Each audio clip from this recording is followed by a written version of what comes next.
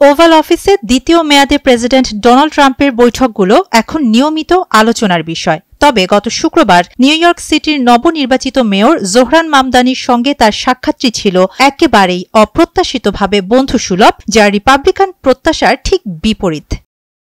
অনেকেই ধারণা করেছিলেন হোয়াইট হাউসে ট্রাম্প ও মামদানির বৈঠক তীব্র বাকযুদ্ধে রূপ নেবে, কিন্তু সাক্ষাৎকার কক্ষে তার উল্টো দৃশ্যই দেখা যায়। দুজনই মতভেদ এড়িয়ে মিলের জায়গা সামনে আনেন। মামদানির প্রশংসা করে ট্রাম্প বলেন তিনি রক্ষণশীলদের চমকে দেবেন, তার সঙ্গে প্রত্যাশার চেয়ে বেশি বিষয়ে একমত হওয়া গেছে এবং তিনি দারুণ কাজ করবেন বলে আশা প্রকাশ করেন তিনি। এমনকি আগে নিউ ইয়র্ক সিটির তহবিল কাটার হুমকি দিলেও ট্রাম্প জানান এখন বরং মামদানিকে সাহায্য করতেই বেশি আগ্রহী তিনি।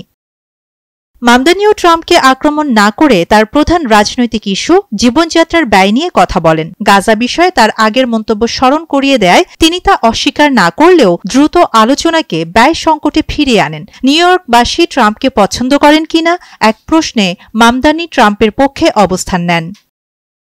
বৈঠকে আরও দেখা যায় সাংবাদিকদের কঠিন প্রশ্নে ট্রাম্প নিজেই মামদানিকে রক্ষার চেষ্টা করছেন। তিনি ফ্যাসিস্ট বা স্বৈরাচারী বলেছেন কিনা এসব প্রশ্নকে ট্রাম্প হালকাভাবে উড়িয়ে দেন।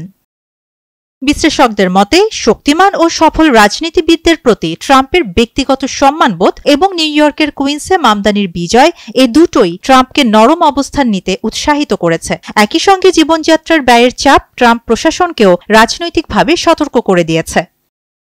এই সাক্ষাৎ রিপাবলিকানদের জন্য অস্বস্তিকর। তারা যেভাবে মামদানিকে কমিউনিস্ট বা উগ্র বাম হিসেবে তুলে ধরতে চাইছিলেন, ওভাল অফিসের সৌহার্দ্যমূলক দৃশ্য তা দুর্বল করে দিয়েছে। কয়েক সপ্তাহের প্রচারণা ও রাজনৈতিক আক্রমণের পর এই বৈঠক রিপাবলিকানদের কৌশলগত হিসাবেই ধাক্কা দিয়েছে। শাহানা জাহান, নয়াদিগন্ত।